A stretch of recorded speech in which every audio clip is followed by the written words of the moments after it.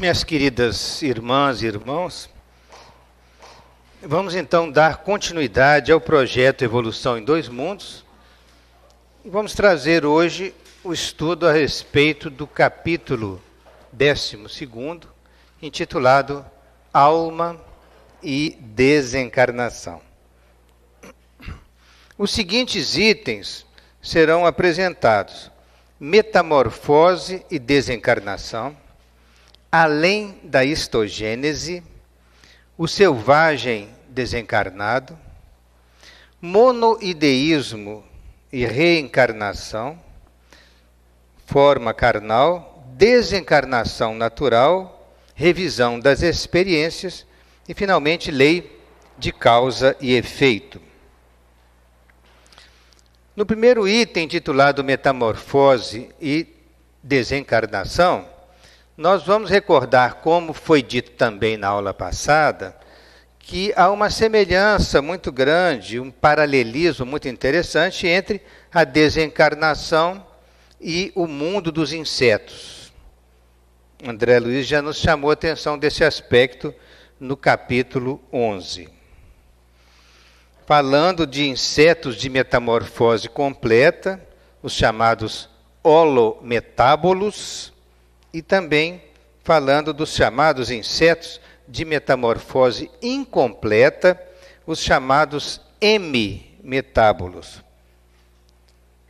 A larva, no caso, sai do ovo e se converte imediatamente no indivíduo, sem passar pela fase pupal. A fase pupal, vocês se lembram, é quando a crisálida forma o seu casulo e temporariamente ela sofre transformações muito grandes dentro do casulo até poder rompê-lo e transformar-se na borboleta. Neste caso dos hemimetábolos e também dos ametábolos, não há a formação do casulo e a larva então que sai do ovo já se converte no indivíduo adulto sem passar pelas fases intermediárias, como é o caso dos malófagos. A metamorfose completa, apenas para recordar rapidamente, não é? Nós vamos ver que, após o acasalamento, não é? A borboleta deposita os ovos fecundados geralmente em folhas, em galhos de vegetais. Dentro de cada ovo fecundado, então, desenvolve-se uma lagarta. E essa lagarta, saindo dessa fase inicial dela, ela começa a desenvolver-se porque ela se alimenta de folhas vegetais, mas se alimenta numa voracidade, uma coisa impressionante. Em pouco tempo, ela sofre um desenvolvimento muito grande, mudando o seu peso e o seu comprimento, e ela começa numa fase de formar o casulo dela, apresentando as transformações naturais da metamorfose. O casulo fica inteiramente pronto, e esta lagarta, agora chamada crisálida, no interior do casulo, depois de profundas transformações, ela se transforma, então, na borboleta, ela aqui saindo do casulo, e se transforma, então, no animal alado, inteiramente diferente da pequena larva que ela já foi um dia. Esta é a recordação básica, em síntese, da metamorfose completa. Então, no caso dos malófagos, o que são os malófagos? Aqui André Luiz refere-se na fase inicial do capítulo 12. São os piolhos, que parasitam externamente mamíferos e aves, alimentando-se de pelos, plumas, células epidérmicas. Estima-se que existam cerca de 2.900 espécies em todo o mundo. Então, é uma informação interessante porque as espécies são muito numerosas. A gente não imaginava que fossem, né, tão diversos os indivíduos, né, nesta espécie. Então, o malófago ele já passa direto da larva para o adulto, sem ter a fase da formação do casulo. É a metamorfose incompleta. Outro exemplo interessante, que agora você fez a pergunta e a gente respondendo, é que, neste caso do hemimetábulo, como as libélulas, por exemplo, eles são insetos com asas. Então, são insetos alados que passam por um desenvolvimento caracterizado por modificações graduais, mas diferem dos holometábulos, ou seja, aqueles que têm a metamorfose completa, eles diferem porque a metamorfose deles é incompleta. Eles partem da fase inicial de larva e chegam à condição de adultos, conforme nós estamos vendo na sequência da figura, e já se transforma na libélula sem passar pela formação do casulo. Estes seres, eles vivem realmente muito pouco tempo. Então, continuando assim, essas explicações básicas a respeito da metamorfose, da desencarnação, André Luiz vai explanando que, por suas características singulares de transformação, percebemos que há muitas semelhanças nas fases da metamorfose dos insetos com a escala dos fenômenos na desencarnação dos seres de natureza superior. Essa comparação é muito interessante e nós vamos ver por que, detalhando-a daqui a pouco. Há um paralelismo interessante entre a metamorfose dos insetos e o mecanismo de desencarnação nos seres superiores. Após a desencarnação, os mamíferos, nossos parentes próximos na escala evolutiva, eles agregam-se aos ninhos em que se lhes desenvolvem os companheiros e não possuem pensamento contínuo. Isso aqui é uma chave importante no entendimento. Não possuem pensamento contínuo para a obtenção de meios destinados à manutenção da forma. Nós sabemos que o princípio inteligente, através da evolução, quando chega na condição de espírito humano, ele adquire o pensamento contínuo. É uma conquista de uma importância fantástica no caminho da evolução. Exatamente a conquista desse pensamento contínuo é que permite a manutenção da forma do perispírito após a desencarnação. Encontram-se, então, os mamíferos desencarnados aquém da histogênese espiritual, inabilitados, portanto, à ascensão a um novo plano da consciência. Então, isso é interessante quando ele coloca aquém da histogênese, ou seja, eles, por não terem pensamento contínuo, eles não conseguem a manutenção da nova forma. Portanto, eles não realizam o fenômeno da histogênese, que é a reestruturação, que é a recomposição do veículo espiritual após a desencarnação.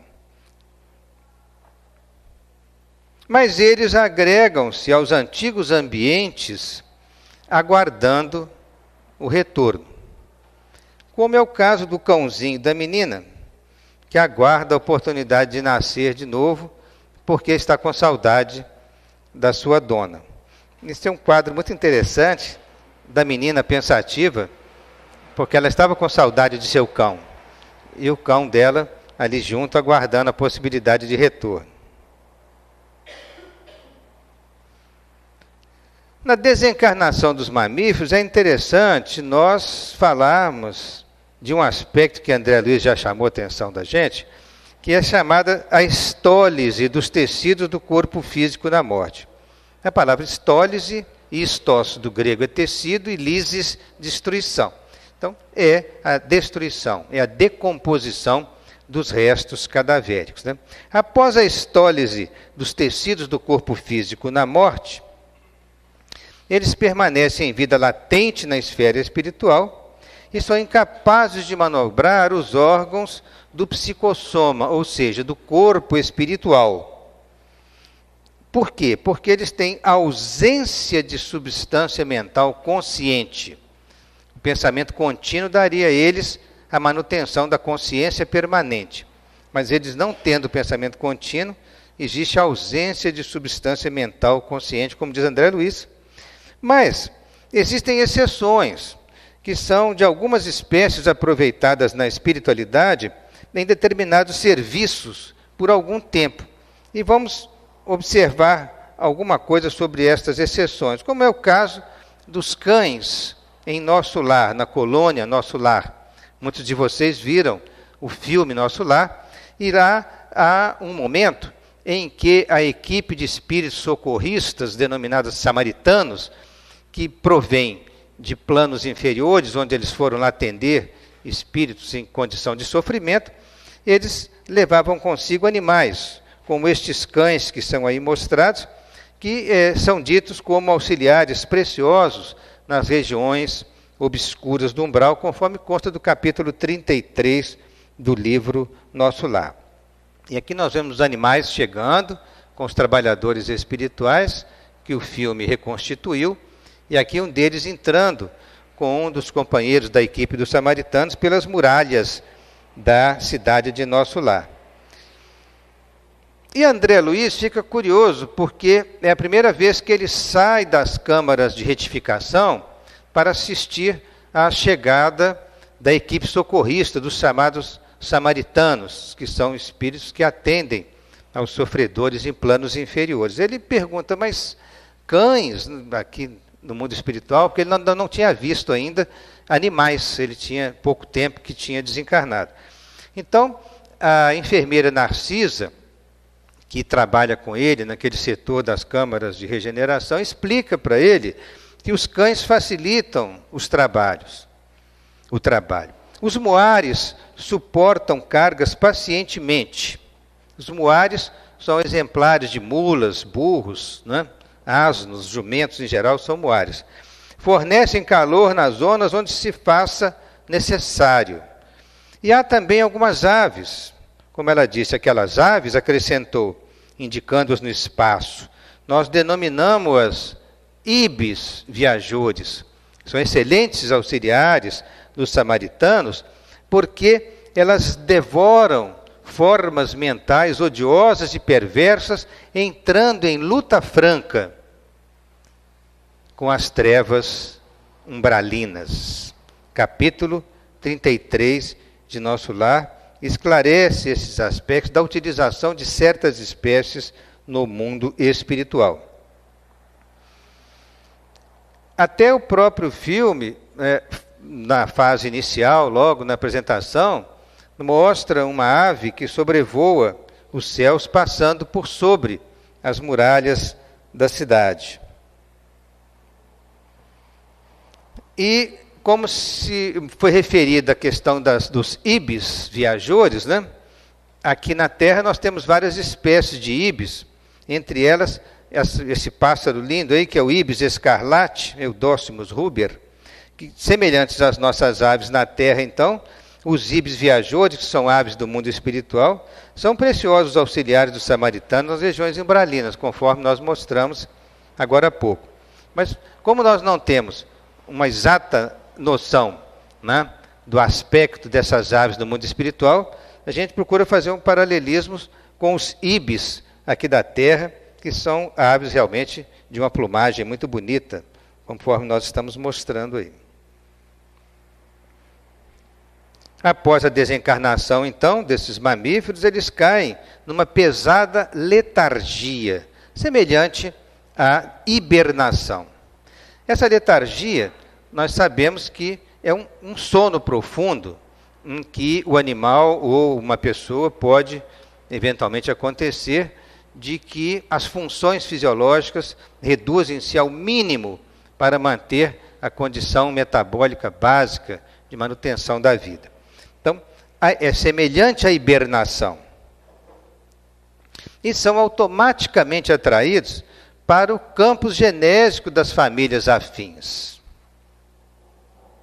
E retomam um novo corpo para nova etapa de experiência, levando consigo o conjunto das aquisições do automatismo e do instinto, em busca de valores decisivos da evolução. É claro que, ao longo da romagem evolutiva, partindo dos primeiros seres mais elementares que habitaram o planeta na fase inicial dos mares tépidos, que eram seres unicelulares, tivemos toda uma complexidade de evolução por um período de aproximadamente 3 bilhões e meio de anos, até chegarmos às espécies mais recentes.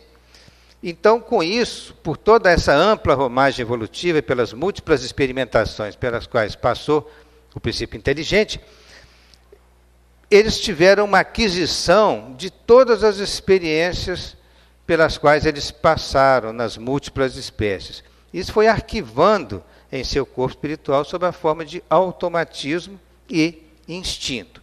Então, esses mamíferos, já animais de classe superior, ao reencarnarem, e eles trazem consigo essas aquisições do longo processo evolutivo. A hibernação, lembrando na palavra dita por André Luiz, que eles entram em pesada letargia semelhante à hibernação, nós temos na Terra o exemplo dos ursos. Aqui os ursos polares, que entram no processo de hibernação, não é isso?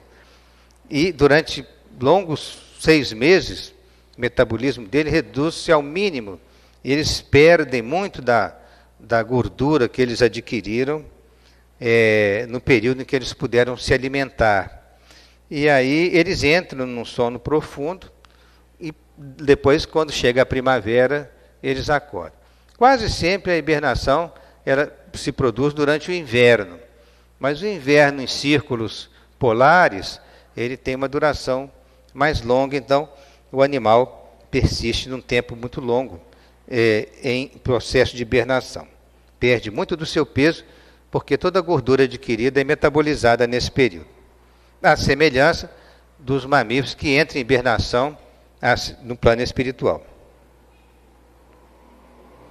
E os animais também são atraídos para a sua prole, para a sua família, que se concentra em determinadas áreas do nosso planeta. E assim, nessa atração automática, eles se ligam no processo da reprodução e readquirem novo corpo. Aqui mostrando a família de leões e a mãe, a fêmea orangotango, com seu bebê, pouco tempo de nascido. E a gente nota que nessas espécies, mesmo ainda não dotadas de razão, inteligência e responsabilidade como a espécie humana, mas já existe muita emoção, o sentimento em fase de desenvolvimento, o carinho das mães para com seus filhotes. Isso é, de certa forma, a evolução da inteligência que está correndo paralela, mas que ainda não chegou no ponto que eles vêm desenvolvendo os sentimentos. Uma outra tese interessante para pensar. Então, eles são atraídos para o campo genético das famílias. Bom, o que nós falamos a respeito de aquém da histogênese diz respeito aos animais que, desencarnados, não têm pensamento contínuo, não têm matéria mental adequada para a manutenção da forma. Isso não significa, e aqui a gente abre um outro parênteses, não significa que não haja flora e fauna no mundo espiritual. Primeiro porque os espíritos sempre ensinaram e ensinam que a nossa Terra é um pálido reflexo do mundo espiritual, que o mundo espiritual é muito mais rico, muito mais complexo e completo do que o que nós conhecemos da nossa Terra. Ora, falando dessa forma, nós devemos imaginar que se na Terra nós temos uma diversidade tão grande de seres, tanto no reino animal quanto no reino vegetal, seja na crosta terrestre continental, seja nos mares, então é natural que a gente pense que no mundo espiritual também deva haver uma diversidade muito grande de vida.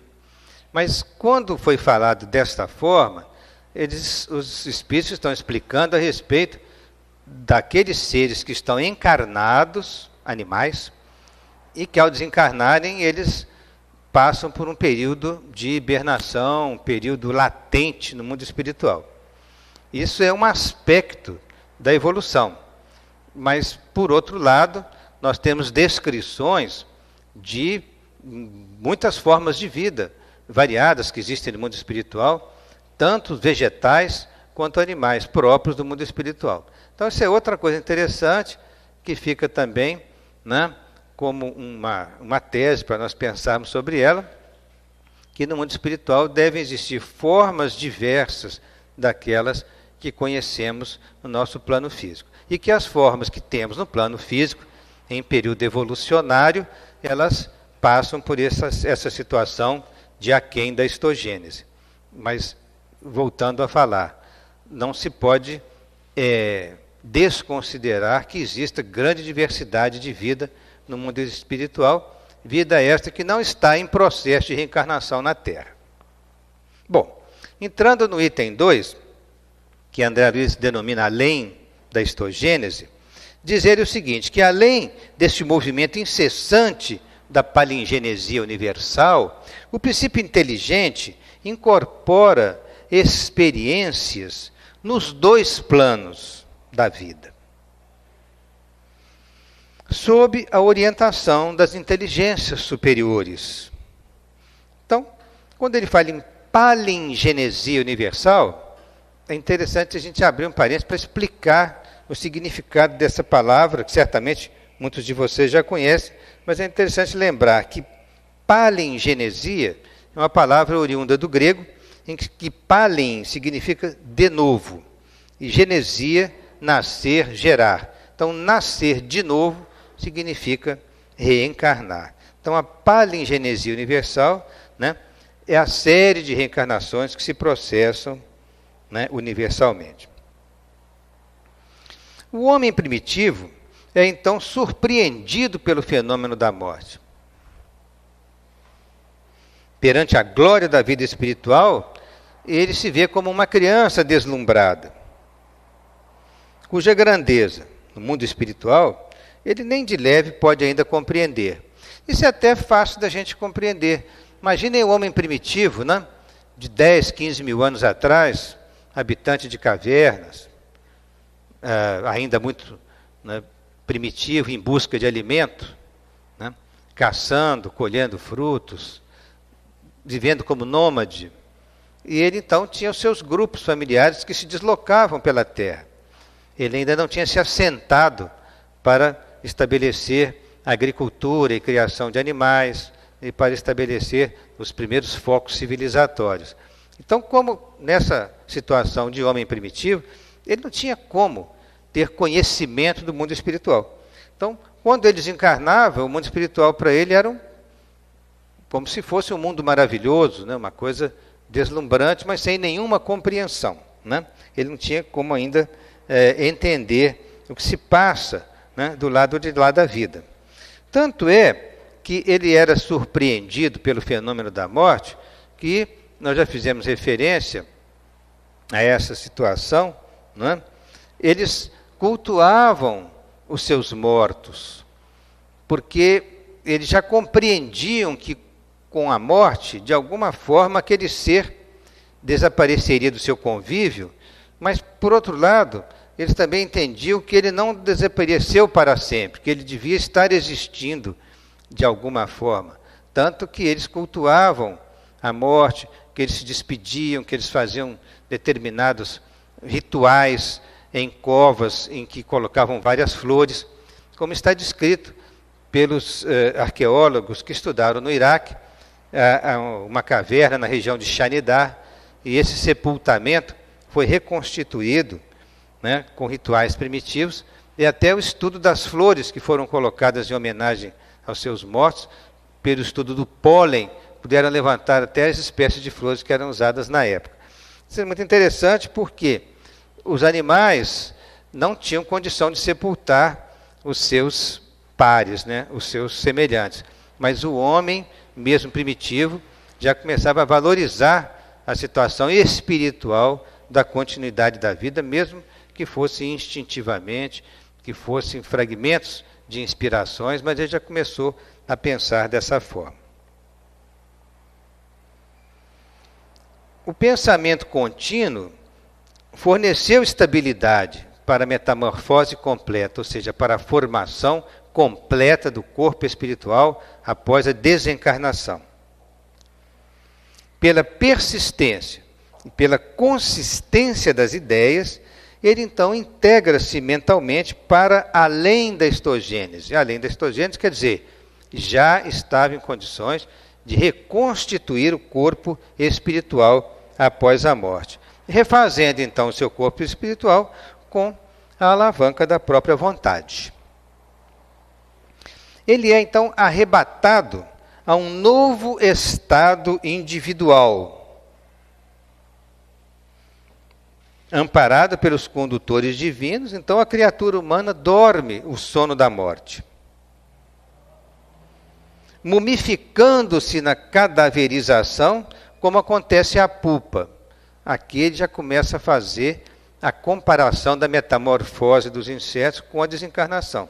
Então, da mesma forma que a criatura, ao desencarnar, né, o corpo físico entra num processo de decomposição, cadaverização, também na metamorfose dos insetos, dentro do casulo, né, aquela larva passa por transformações profundas e assemelha-se a uma múmia dentro da sua pupa. Esse paralelismo que ele faz na comparação.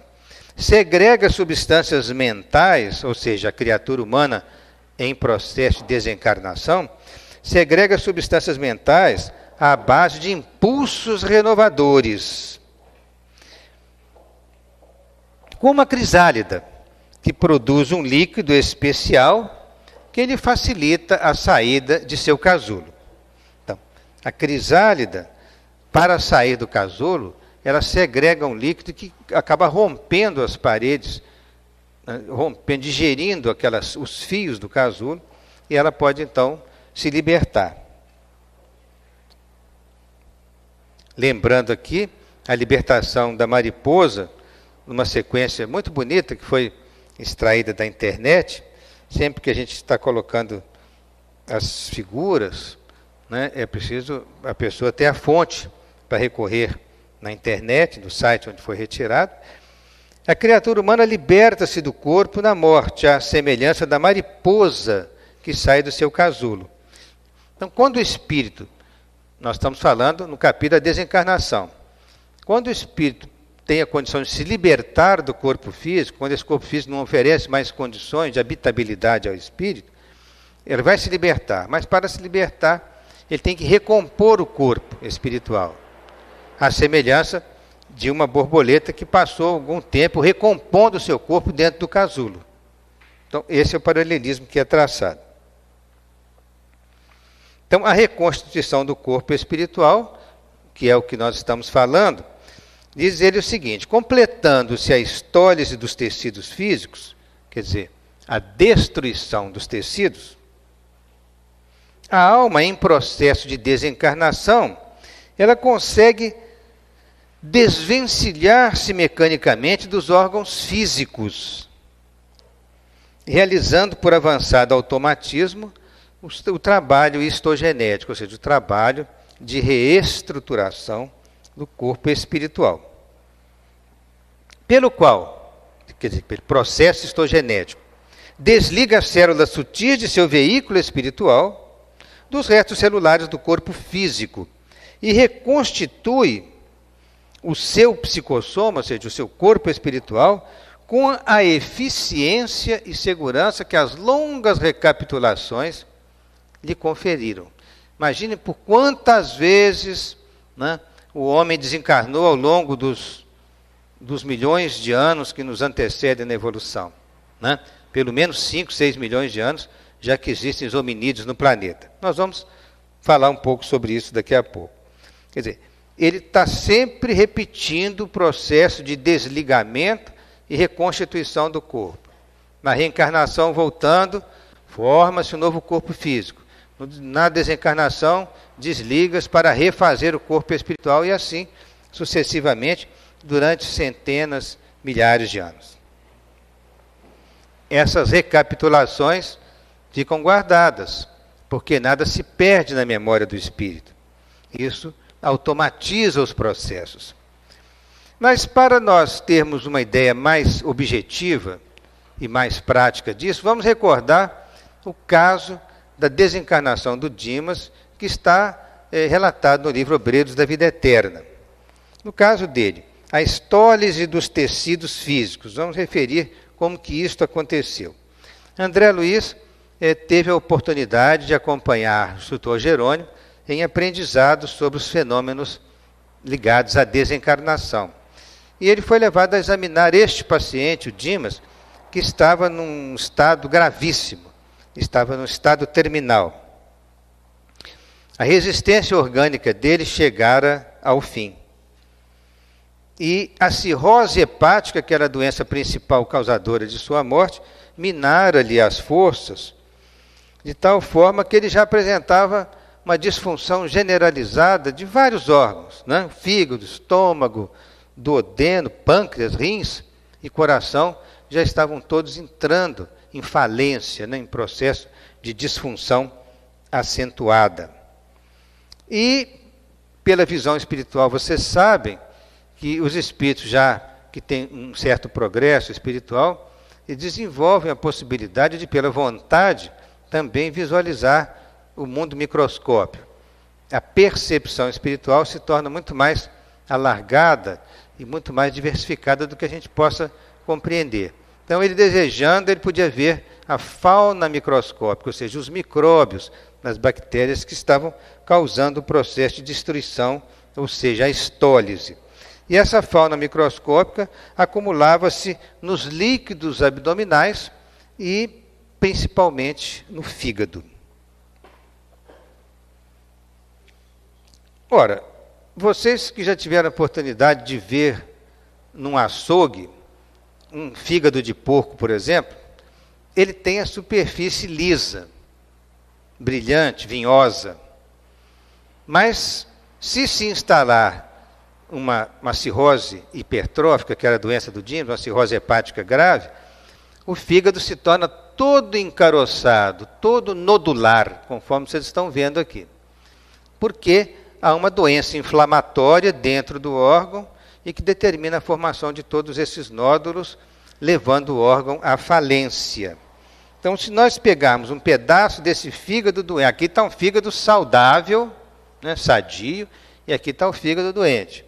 Se nós pegarmos um fígado doente, fizermos alguns cortes e levarmos ao estudo, ao microscópio, nós veremos situações como as que se seguem, né? Como é o caso, por exemplo, na fase inicial da doença. O que vocês estão vendo aqui em canais de cor verde são os canais biliares, aqueles que dirigem a bilis produzida no fígado para a vesícula e para o duodeno, para os processos da digestão. Mas esses canalículos verdes, que são os canais biliares, eles entram num processo de inflamação por uma causa não conhecida. Pode, em alguns casos, determinadas drogas levarem a essa doença no fígado. A ingestão alcoólica exagerada também pode levar. Uma hepatite grave pode produzir lesões, né, definitivas no fígado e evoluir para a cirrose. Mas no caso do Dimas, não havia uma causa conhecida pela medicina da Terra. Mas ele apresentava causas profundas espirituais para ter esta doença, que não é o caso agora de nós detalharmos. Mas aqui também, neste desenho, nós vemos a presença de vasos sanguíneos, como veias que estão em azul e artérias que estão em vermelho, né? Artérias, veias e os canais biliares.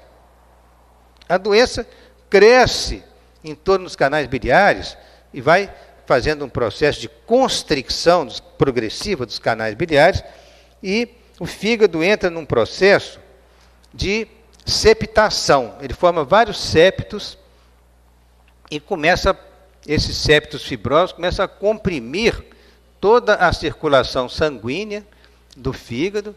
Esses canalículos biliares vão ficando angustiados também, comprimidos, dificulta de drenar a bilis, né? E acontece que forma então aquele fígado todo nodular. A bilis já não consegue ir mais para o intestino, no caso do duodeno, nem consegue se armazenar mais, então ela flui para o sangue. e ela deposita nos tecidos, e o indivíduo vai ficando amarelo, ele vai ficando com icterícia, porque a bilis não vai mais para os canais normais pelos quais ela teria que ser eliminada. Então, André Luiz examinou o paciente, viu que ele estava nessa situação grave e observou também que ele estava evoluindo para um quadro de ascite, né, que é decorrente da cirrose hepática. Não digo que o Dimas chegou nesse ponto, mas é uma situação grave. Ele tinha líquido retido dentro da cavidade abdominal, porque o fígado não mais podendo funcionar, não mais podendo metabolizar adequadamente os produtos, havia uma grande pressão nos vasos sanguíneos que fazia o líquido refluir para dentro da cavidade. Modernamente, existem recursos para tratar da ascite e aliviar o paciente, retirando o excesso de líquido, com outros processos que possam ajudá-lo. Mas um fígado destruído, a única forma de resolver é com transplante hepático. E muitos pacientes não se encontram em condições clínicas de se submeterem a um transplante hepático, e mesmo porque na época do Dimas não existia essa possibilidade. Transplante hepático é uma tecnologia oriunda do avanço da medicina moderna. No caso do Dimas, é lá pelos anos 1940. Bom, continuando na observação sobre a destruição dos tecidos físicos, relembrando que nós estamos falando do processo da desencarnação, Allan Kardec, em A Gênese, dá muito apoio e força às teorias que André Luiz depois foi apresentar na sua obra, porque na Gênese de Allan Kardec, nós lemos uma coisa muito interessante, que não é a partida do espírito que causa a morte do corpo,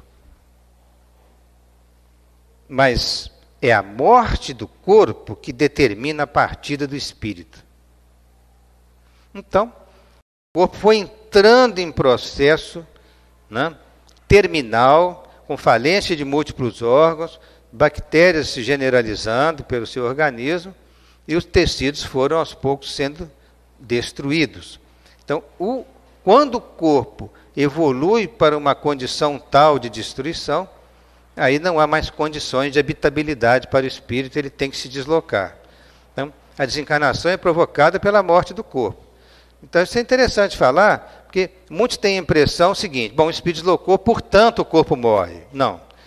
O corpo morre, portanto o espírito vai se deslocar. Então é o contrário. Isso dá força às ideias da estólise, destruição dos tecidos físicos, e da histogênese, que é a recomposição do corpo espiritual. Então é interessante que vocês releiam em A Gênese, capítulo 2, item 18. Concordando plenamente com o que André Luiz nos trouxe depois em suas explicações mais detalhadas. Então, na fase, vamos então recordar algumas fases da desencarnação, conforme nós já tínhamos mostrado, mas é interessante agora nessa exposição, nós mostrarmos o passo a passo, como aconteceu exatamente o processo da desencarnação, porque aí nós compreendemos melhor como aconteceu a destruição do corpo físico, né? E como aconteceu a recomposição do corpo espiritual passo a passo. Então, na fase inicial da desencarnação, o instrutor Jerônimo ordenou a André Luiz que se conservasse vigilante, de mãos coladas à fronte do enfermo. Isso está no livro Obreiros da Vida Eterna, no capítulo 13.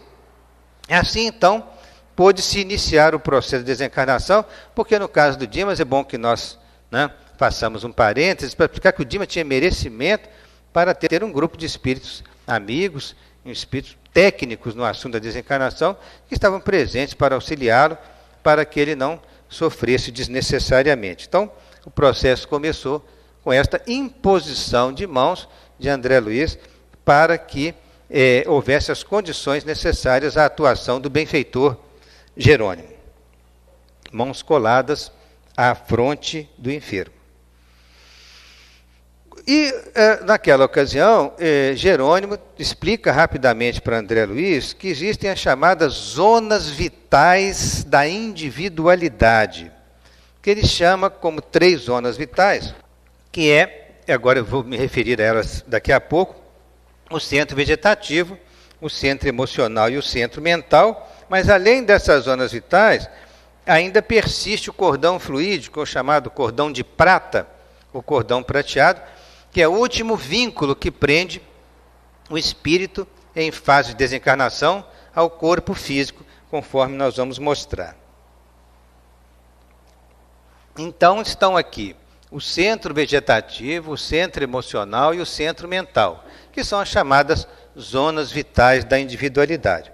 Explica Jerônimo, o instrutor, que há 3 regiões orgânicas fundamentais que demandam um cuidado muito grande no serviço de libertação da alma. O centro vegetativo, que está ligado ao ventre, na porção abdominal, com sede de manifestações fisiológicas. Ele estaria na altura aqui do estômago. O centro emocional, zona de sentimentos e desejos, no tórax. E o centro mental, o mais importante, situado no cérebro.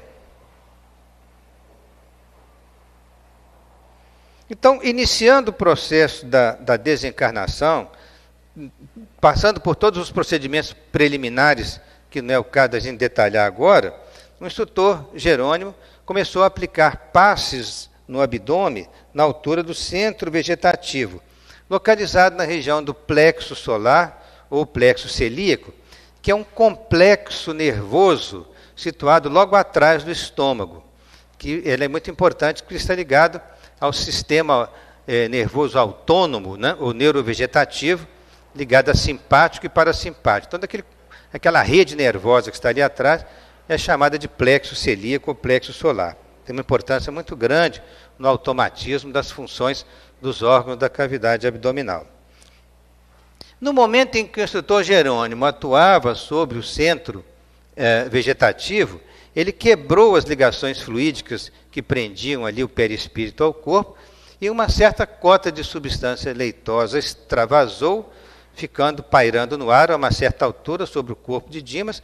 Evidentemente que esta substância só era visível à percepção dos espíritos presentes, visível no plano espiritual, não era visível pelos encarnados.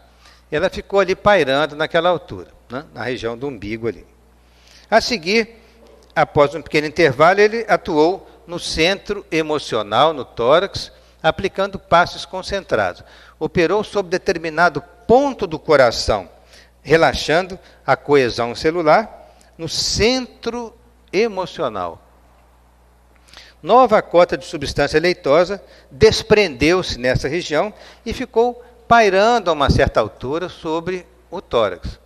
Isso assemelha-se ao ectoplasma dos fenômenos de materialização, porém mais rarefeito, porque não visível aos nossos olhos. Então, havia essa situação visível no plano espiritual.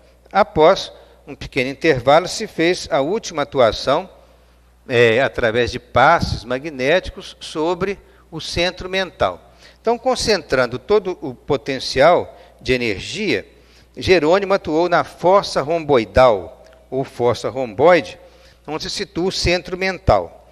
Jerônimo quebrou laços fluídicos, então, brilhante chama violeta dourada desligou-se da região craniana, absorvendo instantaneamente a vasta porção de substância leitosa que pairava ali sobre, né, o cadáver. E imaginem que esta chama, ao exteriorizar-se, ela tinha um movimento muito rápido e não se conseguia fixá-la no olhar, porque ela era uma chama assim, muito ativa, e ela absorveu imediatamente essa porção de substância leitosa que pairava e formou-se aí uma cabeça, conforme nós vamos mostrar. Por ter ele referido a uma estrutura anatômica chamada fossa romboidal, ou fossa romboide, é interessante nós lembrarmos da anatomia humana, em que se nós pegarmos o crânio de um cadáver e abrirmos o crânio por trás, na nuca, fizermos uma janela grande, nós veremos ali o cérebro, veremos o cerebelo e mais na profundidade uma estrutura que é o tronco encefálico, que depois se continua pela medula espinhal. Então, no tronco encefálico, que é uma estrutura de importância vital, né, existe ali uma cavidade por onde circula aquele líquido claro que circula dentro do sistema nervoso, chamado líquor, ou líquido cefalorraquidiano, ou líquido cérebro-espinhal. Sabe, quando uma criança tem uma suspeita de meningite, né, o neurologista vai funcionar, quer dizer, entra com uma agulhazinha aqui na espinha atrás e colhe uma certa quantidade de líquido para examinar. Então, esse líquido circula por todo o sistema nervoso. Pode identificar uma doença, no caso, uma meningite ou qualquer outra situação. Então, nesta situação aqui, a fossa romboide, ela é o assoalho do quarto ventrículo, ou seja, é uma cavidade pela qual circula esse líquido muito importante para o metabolismo do sistema nervoso central e para as funções de defesa contra infecções. Então, é exatamente neste ponto, né, no assoalho do quarto ventrículo, no tronco encefálico, que o instrutor Jerônimo atuou. Então, a chama violeta dourada imediatamente absorveu a substância leitosa que parava sobre o cadáver e formou de imediato uma cabeça, permanecendo ainda brilhante dentro da cabeça, né? Então, vamos ver aqui. Essa chama, contendo em si o conjunto dos princípios superiores da personalidade, transformou-se em maravilhosa cabeça, em tudo idêntica à do Dimas, constituindo-se após ela todo o corpo espiritual, membro a membro e traço a traço. Isso é exatamente a histogênese espiritual que nós nos estamos referindo. Então, na medida em que o corpo espiritual foi se recompondo progressivamente, a chama violeta dourada foi empalidecendo progressivamente até que parou totalmente de brilhar. É como se ela detivesse em si o comando da reestruturação celular do perispírito. Então, à medida que o novo organismo ressurgia ao nosso olhar, a luz violeta dourada fulgurante no cérebro empalidecia, até que desapareceu de todo. Porém, permaneceu a união do cérebro do perispírito ao cérebro do cadáver pelo cordão de prata, pelo cordão fluídico derradeiro, o laço derradeiro que prende o perispírito ao corpo. E esse cordão, conforme nós vamos mostrar, ele tem um fluxo bidirecional de fluidos. Há fluidos que saem do corpo físico para o perispírito e vice-versa, do perispírito para o corpo físico, conforme nós vamos mostrar. Essa chama violeta dourada, oriunda do centro mental, ela se espraia por todos os escaninhos do perispírito, quer dizer, por todas, né, a intimidade do corpo espiritual, assegurando deste modo a coesão dos diferentes átomos das novas dimensões vibratórias. Então, por isso, em Kardec, na Gênesis, nós encontramos que o espírito se liga ao corpo físico molécula a molécula e se desliga também a nível atômico, porque tem que haver uma garantia da coesão dos diferentes átomos na formação do corpo espiritual. E também, continuando com a explicação de André Luiz, o perispírito em formação, ele recebia as últimas forças do corpo inanimado. O corpo físico em decomposição, por sua vez, absorvia também algo da energia do corpo espiritual. Enquanto esse recebia restos de fluidos do corpo físico, o corpo físico recebia também alguma energia do corpo espiritual. É como se o apêndice prateado funcionasse como uma verdadeira artéria fluídica, sustentando o fluxo e o refluxo, portanto, bidirecional, dos princípios vitais em readaptação. Assemelha-se ao cordão umbilical da criança em desenvolvimento intrauterino, né, que o sangue da criança passa pela placenta, é filtrado, né, e o sangue da mãe entra pela placenta filtrando e vai para o feto. Então, tem o fluxo bidirecional.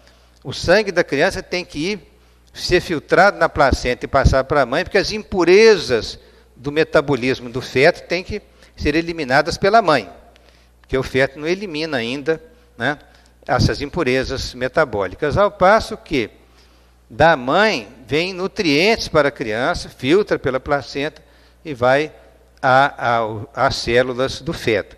Então, o cordão umbilical tem fluxo sanguíneo nas duas direções. O cordão de prata, na desencarnação, ele também tem fluxo bidirecional. Né? Os fluidos que não servem mais à composição do perispírito retornam ao cadáver.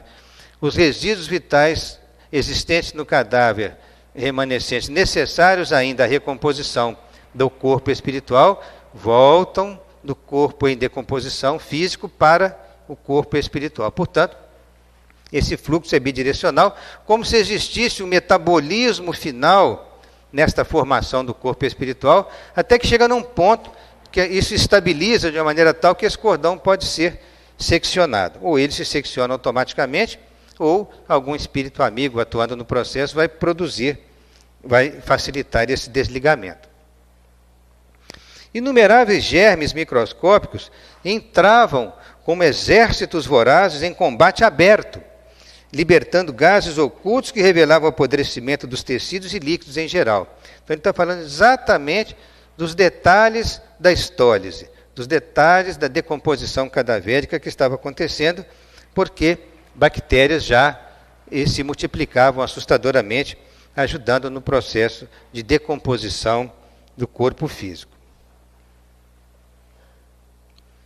Mas Dimas, neste processo, teve o carinho da presença da sua mãe, porque ele já desligado em perispírito, né, durante a fase de recomposição, ele ainda se mantinha, não sei se dá para vocês verem, está um pouquinho apagado, mas o cordão fluídico prateado, dá para ver aqui, prendendo o cérebro do cadáver ao cérebro do perispírito em formação. Nesta fase, o espírito ainda está inconsciente, ele não está ainda percebendo o mundo espiritual. E durante esse período temporário de inconsciência, que pode variar de algumas horas até, em certos casos extremos, semanas, meses ou anos, mas normalmente uma média de 2 dias, esse espírito fica num processo que nós vamos falar da rememoração das experiências durante a sua vida, como se ele estivesse num sonho, passando, né, todas as suas experiências, repassando as experiências da vida.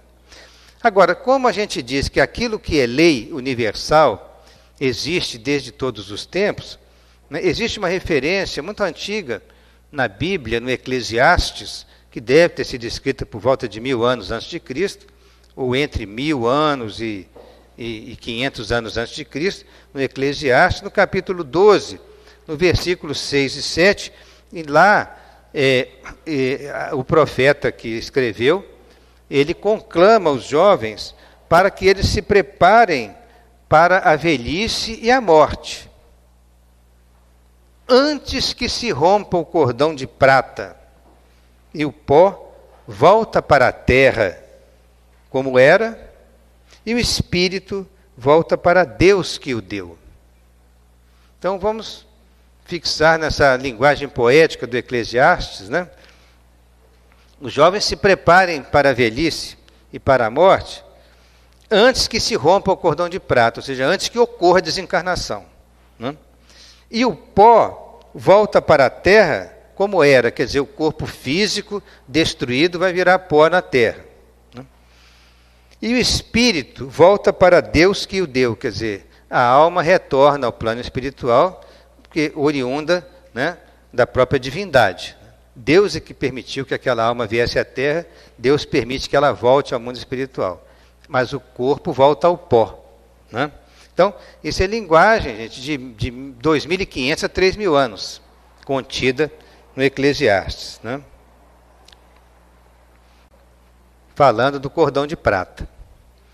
Bom, iniciando o item 3º, sobre o selvagem desencarnado, volta André Luiz a dizer o seguinte, que o selvagem desencarnado, dominador no seu ambiente, pela força e a astúcia, submete os seres inferiores e sente-se receoso e inseguro no mundo espiritual. Quando ele está encarnado, ele é perfeitamente senhor dos seus domínios, né? Ele é uma pessoa que domina aquela região e os seres que estão inferiores a ele.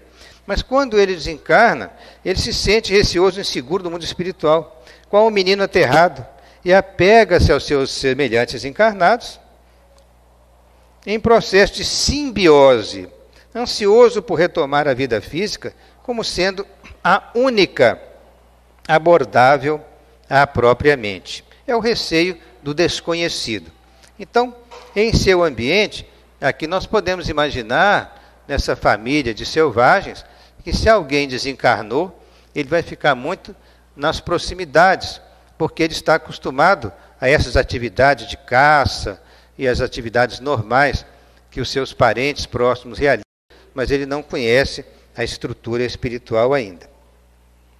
E até lembrando também que o selvagem desencarnado, ele pode se tornar presente no seu clã, né, junto à sua tribo, porque alguns deles já adquiriram certos conhecimentos e podem inspirar alguém que possa ser até um curandeiro da tribo, né, um xamã, um feiticeiro, o pajé, aquele que vai cuidar, né, das doenças da tribo, como também estarem juntos para até mesmo um aprendizado.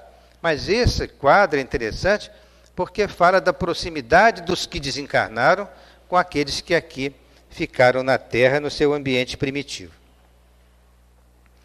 Consegue pensar, o selvagem, apenas na vida tribal em que se apoia.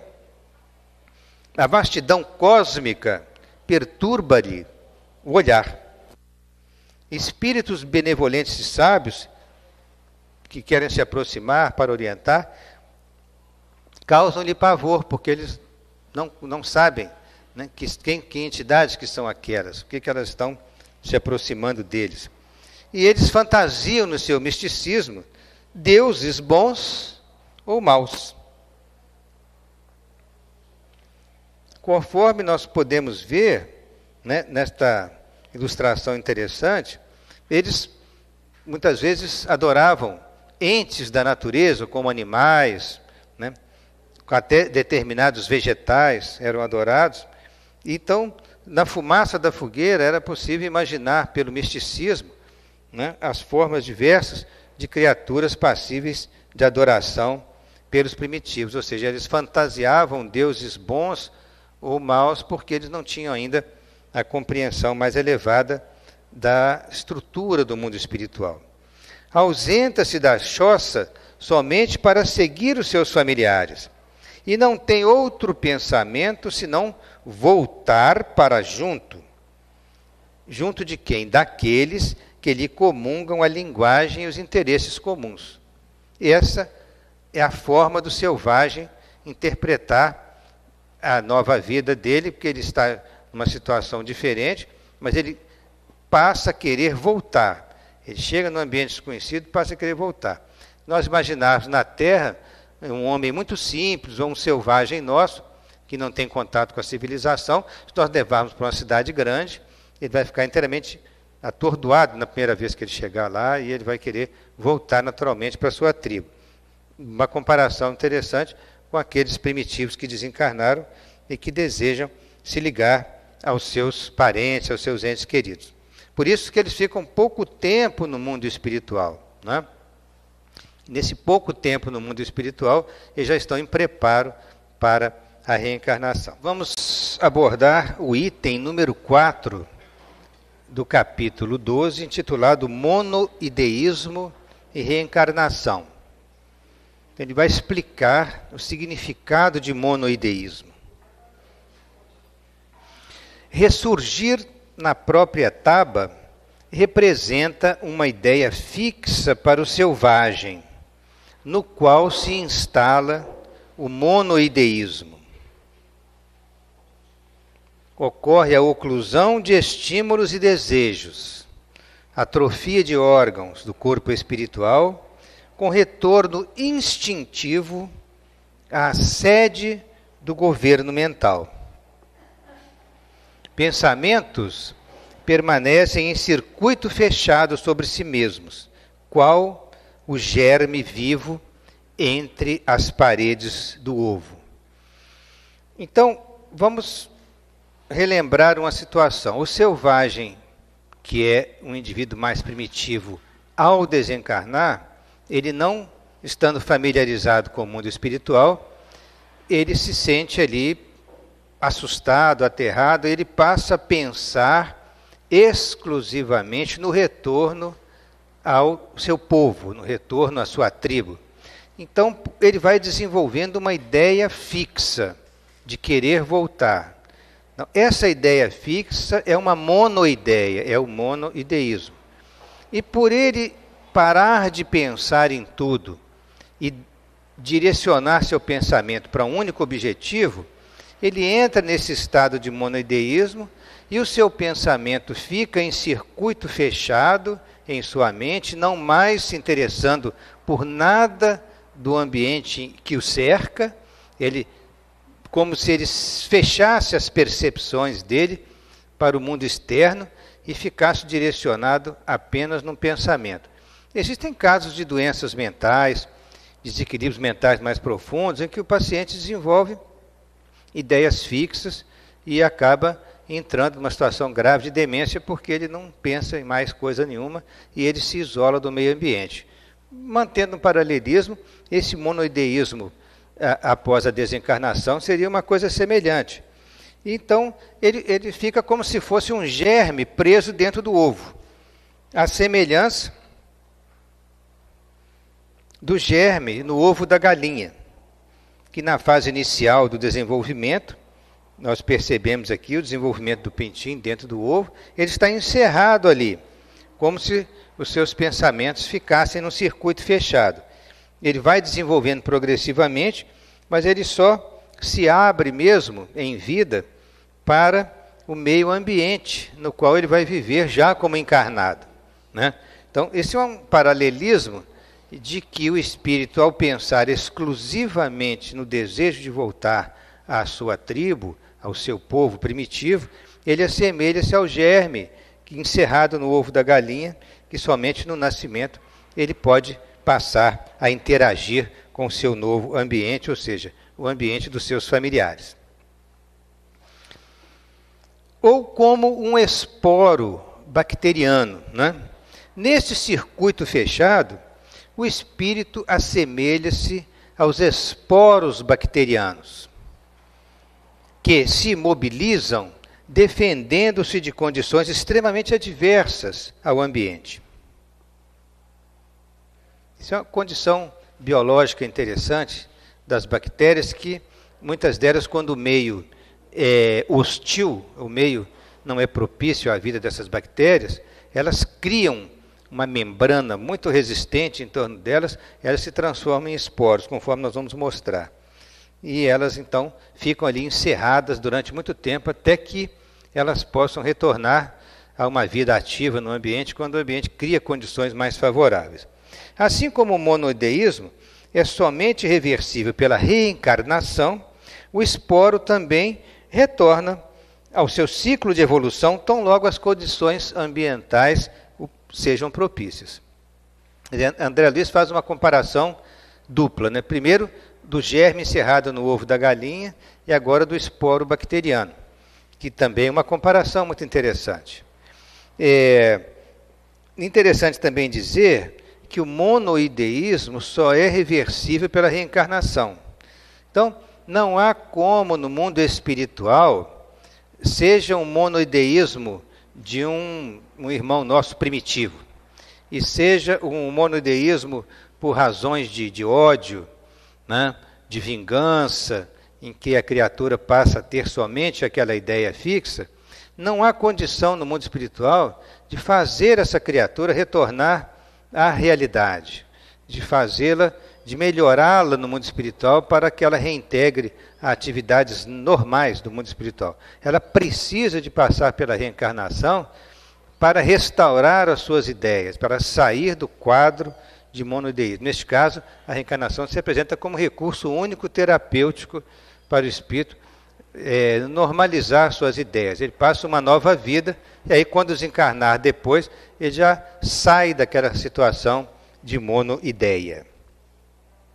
Então, como um esporo, né, bacteriano, e aqui tem os exemplos de esporos bacterianos, com uma cápsula muito rígida envolvendo a bactéria, eles são estruturas bacterianas que permitem proteger a bactéria em condições adversas, podendo permanecer no estado latente até que novas condições favoreçam o reinício de sua atividade metabólica.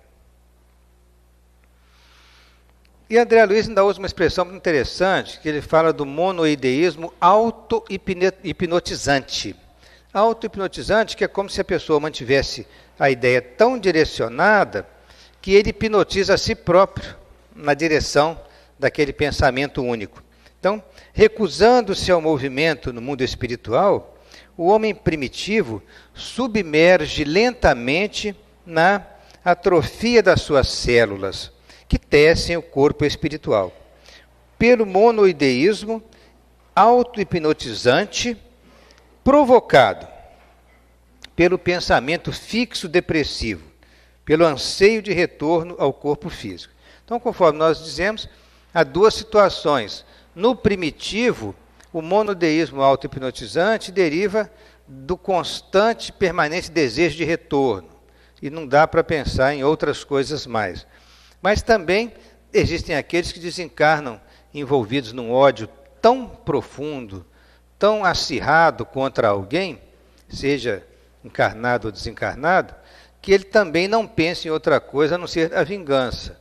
E com isso, ele não mais interagindo com o ambiente, permanecendo com essa ideia fixa, os seus órgãos se atrofiam e ele retorna ao governo mental, digamos assim, ele retorna ao corpo mental, formando o que nós vamos mostrar para vocês, que André Luiz chama de ovoide, né? O corpo ovoide. Nesta situação, o desencarnado perdeu o seu corpo espiritual e transformou-se num corpo ovoide. Esta forma, segundo a nossa atual maneira de percepção, expressa o corpo mental da individualidade. Nós pudéssemos ver um corpo ovoide no mundo espiritual, já tivemos a oportunidade de mostrar em aulas anteriores, ele assemelha-se ao tamanho de uma cabeça humana.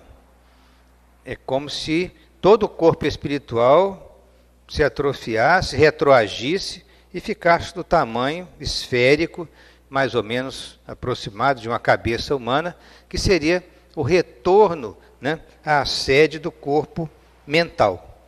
E isso, ali naquele corpo ovoide, todas as estruturas estão presentes, à semelhança de uma semente. Ele, pela reencarnação, ele pode reconstituir o seu corpo espiritual. Então, segundo, né, a maneira atual de percepção, expressa o corpo mental da individualidade a encerrar consigo todos os órgãos virtuais da exteriorização da alma, em ambos os planos, conforme os princípios ontogenéticos da criação divina. A ontogênese tem a ver com a formação do corpo, desde a fecundação, conforme nós vamos mostrar, até ao nascimento e depois atingir a idade adulta reprodutiva. Então, a ontogênese é a formação do ser, de uma célula ao seu corpo definido. Neste caso, o espírito que está em processo ovoide, ao reencarnar, ele entra num processo ontogenético e reconstitui o seu corpo físico normal. Agora, falando um pouco sobre ontogenia, o ovo e a semente. Ontogenia. Do grego ontogênese, ontos significa ser, indivíduo, e gênesis, gerar, criar. Então, é a geração do ser, a formação do ser, desde uma célula até ao corpo adulto. Desenvolvimento do indivíduo, nos diz o dicionário Aurélio, né? Desde a fecundação, portanto, né, a célula ovo, até a maturidade para a reprodução. Essa é, né, a ontogênese do ser. Assim como o ovo guarda, diz André Luiz, né? Assim como o ovo guarda a ave poderosa de amanhã, ou como a semente minúscula, a árvore vigorosa em que se transformará no porvir, também o corpo mental guarda em si a divina ontogenia da evolução, arquivo de todas as formas.